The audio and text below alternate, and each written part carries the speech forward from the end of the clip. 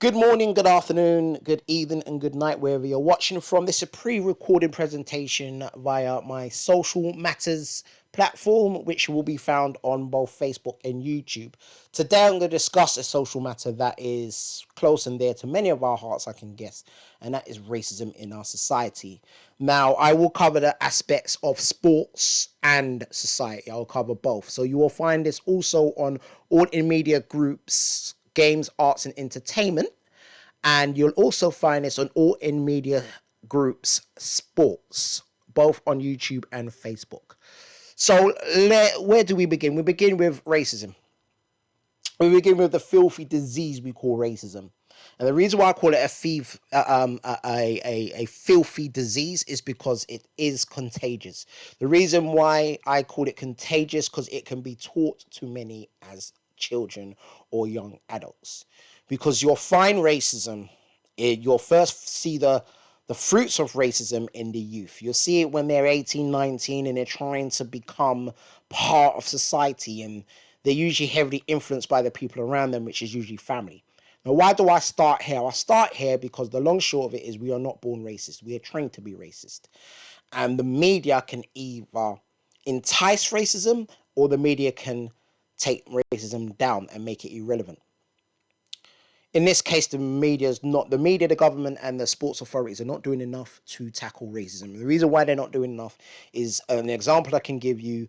Were those three black footballers, and I have to say black footballers, were they protected by the sports, by the FA, the Football Association of the UK?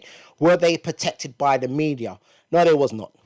Because the key aspects of how it all unfolded, they was not protected. They was not even showcased properly. Everyone from Raheem Sterling to Rashford to Sancho to Saka or Sacco, whatever you want to call him. I've heard so many names given to the poor kid, but he's 19 and he wasn't protected. That was my point. None of those footballers were protected.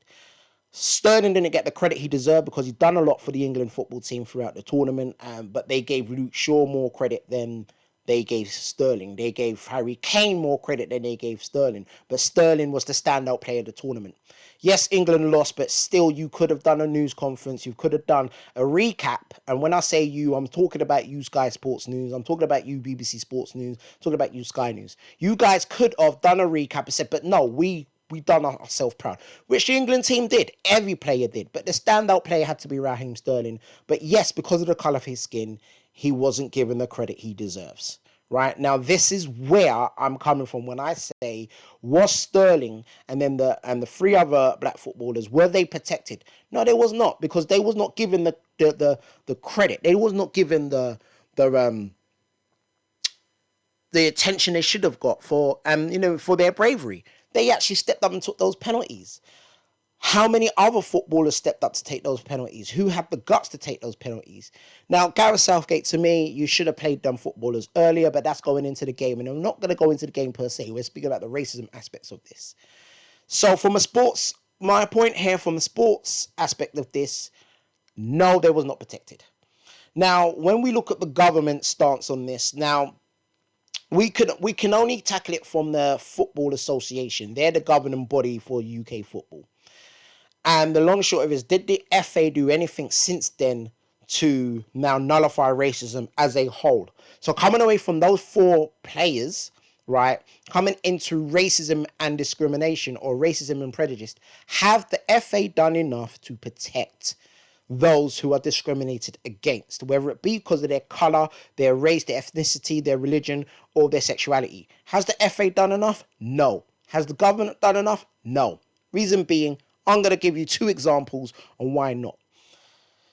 It was said last season, I think it was Ian Wright mentioned it, and I think there's a few football pundits that mentioned it, but Ian Wright was one of them that mentioned that at the beginning of every season, you see kick it out, stamp racism out on shirts for 2 or 3 weeks, and after that, you don't hear anything about it again. And then you're going to hear the booing and the racist chanting from the stands a few weeks later. Every season, the season starts the same. Kick it out. There's no room for racism. There's no room for discrimination of any sort. But then, where you get 6 weeks in and it's there again, and no one's talking about kick it out. We're now just seeing football being played, and everyone's, well, that's the problem here. The FA are not, and the Premier League are not doing enough to stamp it out, because this is a message that should be seen throughout the whole season.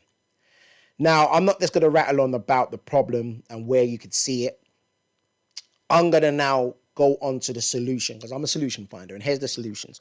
And I'd love to see some comments to see if you actually agree. Please do leave comments. Video feedback will be welcome if you want to, but please leave comments on the YouTube page or on the Facebook page, because I'd love to hear feedback from what I'm speaking about today, because I've been in a few forums down in the past few weeks, especially through the Euro 2020, which was played in 2021, as we know. And I was suggested to people ways that you could punish clubs, because the long short of it is you need to go to who's responsible for allowing this to happen. Not responsible for the racism itself or the prejudice or the discrimination, but who's responsible for allowing it. You're giving these racists and the people who are racist and the people that show the discrimination, you're giving them a platform, and their platform is the terraces and in football. If we go back to the Black Lives Matters protests a few years ago, or 2 years ago, I should say, during the pandemic, you gave, where I would say the government gave racists a platform, is the government and the news agencies did not come out and make it very clear that the protests were very peaceful. But there was other institutions and other gangs or bodies of people that interfered in those protests and caused the problems. I mean, I wasn't there live myself, but a lot of people I've spoken to, you saw footage of it on YouTube, on the Facebooks, on the Twitters. You saw footage of the peaceful protests happening. And by the way, even though it was a Black Lives Matters march, you saw people of all ethnic backgrounds marching against racism against black people. There's other institutions that interfered and caused the riots, but this was not made clear by media outlets who are governed by the government. Even regardless of people want to say no, but there's media mongols that control Sky News and BBC News, but the government allowed them to broadcast on their airways. So the government could have stepped and said, no, we need to make it clear that the Black Lives Matter protests were peaceful protests, and people intervened and made them unpeaceful protests. So that's another platform that the government allowed racism and prejudice and discrimination to be showcased, because the news showed you the trouble, but they did not show you the peaceful aspect of these protests. Now, I'm not going to sit here and look at one side of the coin. I'm going to look at both sides of the coin. Should those protests have taken place in the middle of a pandemic, in the middle of a lockdown? No. I'm totally against when it took place. But I am going to support the effort made. I'm going to support the message behind it. The message got lost in translation, but it was obviously we as black people are fed up. Black Lives Matter as well. Now, that's what I believe in. The march was Black Lives Matter, but I believe Black Lives Matter as well. But in this case, we're going to say Black Lives Matters because, listen, the long and short of it is there's too many young black men being beaten up by police officers. It gets reported and gets thrown under the carpet. There's too many times I myself walk into a shop because of the color of my skin. I don't dress gangsters, they say. I don't dress street. No, I dress neatly, I believe. But I will still be looked at. But the shock on the face of the shopkeeper or keepers when I speak politely is alarming, because they're expecting me to come in. Yeah, blood, what's going on, man? Yeah. How much is this? No, I don't do that. I will come in and I will speak the way I was raised to speak and the way I choose to speak right now, and that's very politely. Good afternoon, sir. How much is this? How much that? You know what I mean? I speak with etiquette, you could say. But the look on the face of the shopkeepers is alarming. So my point here is, as a black male and many black males, we do have to face up to a lot of prejudice in society because of the color of our skin, which brings it into racism. And if anybody wants to know the difference between racism and prejudice, there's a massive difference. Racism is clear. It's about your race, which comes under the color of your skin. You understand me, right? Prejudice is another battle, but they tie in together because there's a prejudice on black males, or they must be a part of a gang and they must speak a certain way. That's a prejudice, because it's usually because of your age group. That's where the discrimination comes in. So anyway, so let me wrap up that part of the point to get to the key points I'm trying to get to. But my point is when we are saying Black Lives Matter, is because we're fed up of the police beating us up. We're fed up of getting killed in jail cells. We are fed up of walking into shops and getting discriminated against. We're fed up of not getting job opportunities that we rightly should be getting because of the colour of our skin. So that's why the whole Black Lives Matter movement happened. And there's a whole ton of other reasons. Obviously, the George Floyd situation happened in America. And unfortunately, obviously that triggered the Black Lives Matter movement. But here's the key thing. I would say to people in the UK, can we now focus on what's happening at home? Because here in the UK, again, walking into shops and getting, dirty looks and getting, extra people be on the shop floor all of a sudden, walking into a job and you're looked at first for this, the colour of your skin, rather than what's on the CV, it is getting ridiculous now. And that's happened time and time again. Not just to me, it's happened to me a few times. But I've spoken to many people it's happened to consistently every week. And that's where the problem comes into play here. It's happening too much. And what's been done by the government to stop it? Not enough. People say, no, the government are doing things. They're not doing enough. It starts from the top. When you see a problem or hear a problem and you want to look for the solution, you first need to look from the top, right? If you start from the bottom, it does start with, if you start in society, it starts with protests, it starts with movements, it starts with people gathering and saying, no, we're going to put a stop to this, or we're going to go to the relevant government agencies to try to put a stop of it, we're going to sign petitions, etc., etc. That's where it starts. Or you go to the top, you look at the government, what are the government doing, and you tackle them there. So my point here is, in society, the government's not doing enough. The government needs to put more pressure on media outlets to stop posting typical prejudiced pictures of black people. Stop only posting black footballers when they're doing wrong, when they've done wrong and it's deemed to be wrong. You understand me? It's out of character. Stop posting it then. Post Raheem Sterling scoring some beautiful football, beautiful goals for both Man City and England. Post Raheem Sterling saving England in 2 or maybe even 3 out of their group stage games. Post the athletes that went to the Olympics who done really well for Great Britain. Don't post them because apparently there's a failed drug test or there's an anti-doping test that's been done on them, and apparently, you know what I mean? That's what came out the Olympics. That's what stands out for the Olympics for me. Because the recap wasn't, look at how great the athlete's done. And it's plastered over Sky News, Sky Sports News, News, BBC Sports News, ITV News, LWT Weekend News. Those news outlets chose, there's a black guy, he raced for England and, they've done a drug test for him and he failed it. Since then, I've heard no feedback on that. But the lasting impression on black athletes was, there's one of them that failed a drug test. But did we cover the ones that ran 100 meters and done well for Great Britain? The ones that swam or jumped or whatever they done from Great Britain? No, we did not. We saw it in the Olympics, but after the Olympics, we didn't see a recap on it. And that's where, again, the government and news media outlets need to really change their approach on how they profile black athletes, whether they be footballers, Olympians, or whoever, boxers, whoever. So when we're looking at the government, what I'm trying to say here, ladies and gentlemen, those who are watching, the government needs to do more, and it starts from the government. It starts at the news agencies, the news outlets, the media outlets, the newspapers, and then you work your way through society. And then you tackle the jobs and, the industries, the hospitality and the entertainment industries, and you ask them, can you change your approach to how you profile people of a so-called minority? To me, I would just say, can you just watch how you profile everyone? Can you not focus on this one ethnic background? Can you make sure everybody gets a fair profile in society, in your newspapers, in your movies, in your adverts? Adverts seem to be that when you see children, if you see a Caucasian child that's sitting reading a book, or is a nappy advert and is a very obedient child. If it's a young black child, male or female, the hair's all messed up and the child's running around doing circles looking mad. If you see a black male on an advert, he seems to have glasses and he looks like an idiot.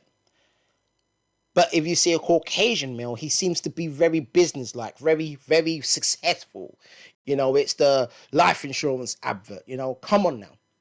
We all see it, because all you got to do is put your TV on, watch it for 15 minutes, and you'll see in the background, you'll see a certain, there's a, what word am I looking for? There is a message, a subliminal message being programmed into us, that when you see a black male, he needs to look dumb. When you see a black child, the child needs to look, wild, running around and being messy.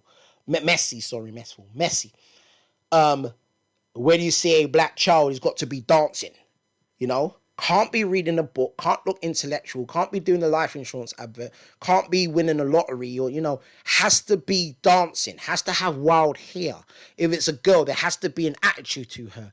These are the things I'm talking about in society. These are the things I'm talking about in the media. Now, so racism in society as a social matter, this is where we need to tackle it. As black folk, we need to, first of all, stop living up to the stereotypes. So people cannot be racist or prejudiced towards us. As black folk, we need to go back to our history, right? And our history is not slavery. Our history is, we look at how our families raised us to have manners, to have respect, to speak to an adult as sir or ma'am or Mr. or Mrs. You understand me, right? I didn't grow up with a family teaching me how to speak slang and to have a twang in my voice when I'm speaking. I was taught to be very respectful and mindful when I'm out and about, to respect adults and to respect others. And I'm very sure any black male or female, whether you're a parent or grandparent, would understand what I'm saying. Now, I don't want to focus just on black people. There are white, Caucasian people that suffer prejudice, sexism, and racism as well. Because I'll give an example. Many times I've heard the terms pikey, gypsy, traveller when we're speaking about a traveller. Now, I've spoken to people of that background and they prefer to be called a traveller. But to me, there are people as well. Listen, I'm not going to go into politics here, but I will mention there are people of a sexual orientation that get targeted than being gay or bisexual. You understand me? Even straight people get discriminated against, because if they're too loving and they're too outward, they're seen as wrong. So my point here is, all these things can be tackled in two areas. We as people in society can just approach it differently. Stop judging each other. Let's stop living up to their stereotypes. Let's stop being prejudiced towards each other. Let's stop being racist towards each other. But what really needs to be done is the government needs to put pressure on the media outlets. So basically, stop using your status quo. Stop pushing your agenda. Whatever agenda, stop it. Because you're not causing peace in society. You're actually lighting flames in society. So that's this discussion on racism that I wanted to discuss today. I hope everybody here, or whoever watches this, understands what I'm saying. It's 80 minutes in, but there's a lot to say, and there's a lot of different ways you need to look at this. But the underbelly of what I'm trying to say, it starts with us in society. It starts with how do we actually approach it from our standpoint, from where we are. When I walk out there today, if I see another black male, am I gonna think, oh yeah, he's one of these youths, he's just a gang leader, or he's a part of a gang? Or am I going to approach him and say, yeah, how are you? Good afternoon. If you know what I mean, if I see him in a bit of distress, am I going to offer support? Or am I going to judge him the way society judged him? The reason why I use myself as an example, because if everybody puts themselves in a situation like that, look at how will you approach it. And it starts with just a few people. It starts with a small street, a small community that can affect society. So the solution is there. It's how we start to act, how we move through everyday society, how we approach each other. So this racism thing is not just against black people, it's against all races and all ethnic backgrounds. This prejudice is not against just black males or black females. This is against all people. This is people from Turkey or from Greece or from France. This is people from the Caribbean islands, Grenada, Trinidad, Tobago, St. Lucia, Jamaica, Dominica, wherever from the Caribbean islands. We all suffer some sort of prejudice or racism against us on a weekly basis. So if this is something that's attacking and that's affecting majority of the ethnic backgrounds that are in the UK, then it's not just a black thing, is it? It's a people thing.